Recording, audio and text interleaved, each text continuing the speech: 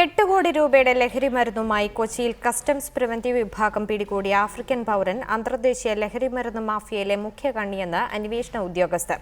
പരിശോധന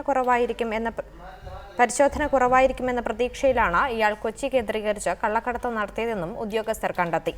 സ്ത്രീകളുടെ വളകൾ, കമ്മൽ, കളിപ്പാട്ടങ്ങൾ തുടങ്ങിയവയിൽ ഒളിപ്പിച്ചായിരുന്നു ഹെറോയിൻ, മെത്താഫെറ്റമിൻ എന്നീ ലഹരി മരുന്നുകൾ കൊറിയർ സർവീസ് വഴി വിദേശ രാജ്യങ്ങളിലേക്ക് കയറ്റി അയക്കാൻ ശ്രമിച്ചത്. കസ്റ്റംസ് പ്രിവന്റീവ് വിഭാഗം ഇന്നലെ 8 കോടി രൂപയുടെ മയക്കുമരുന്നുമായി പിടികൂടിയ ആഫ്രിക്കൻ പൗരൻ ജൂഡ് മിഷേൽ അന്തർദേശീയ ലഹരിമരുന്ന് മാഫിയയിലെ മുഖ്യ കണ്ണിയാണെന്ന് അന്വേഷണ ഉദ്യോഗസ്ഥർക്ക് വിവരം ലഭിച്ചു. കഴിഞ്ഞ കുറച്ചു വർഷങ്ങളായി രാജ്യത്തിന്റെ വിവിധ ഭാഗങ്ങളിൽ നിന്നും ഇയാൾ വിദേശ രാജ്യങ്ങളിലേക്ക് ലഹരിമരുന്ന് കയറ്റി അയച്ചിരുന്നു. കൊച്ചിയിൽ നിന്നും ഇത് 2ാം തവണയാണ് ജൂഡ് മിഷേൽ ലഹരിമരുന്ന് കയറ്റി അയക്കാൻ ശ്രമിക്കുന്നത്. കുട്ടികളുടെ കളിപ്പാട്ടങ്ങൾ, സ്ത്രീകളുടെ ബാഗ്, ഹെയർപിൻ, മോതിരങ്ങൾ, കമ്മൽ എന്നിവയിൽ ഒളിപ്പിച്ചായിരുന്നു 8 കോടി രൂപ വിലമതിക്കുന്ന ഹെറോയിൻ, മെത്താഫെറ്റമിൻ എന്നീ ലഹരിമരുന്നുകൾ കൊറിയർ സർവീസിലൂടെ വിദേശ രാജ്യങ്ങളിലേക്ക് കടത്താൻ ശ്രമിച്ചത്.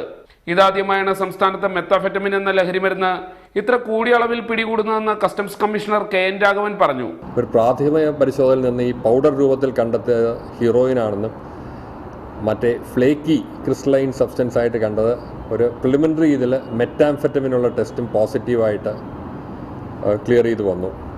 അപ്പോൾ പിടിച്ചെടുത്തിരിക്കുന്ന മൊത്തത്തിലൊരു 4004 ഗ്രാം ഹീറോയിനും 300 ഗ്രാമോളം മെറ്റാംഫെറ്റമിനുമാണ് പിടിച്ചെടുത്തിട്ടുള്ളത്. ജൂഡ് മിഷേലിന് സഹായം ചെയ്തു നൽകിയവരെ കൂടി പിടികൂടാനുള്ള ശ്രമത്തിലാണ് കസ്റ്റംസ്. റിപ്പോർട്ടർ, കൊച്ചി.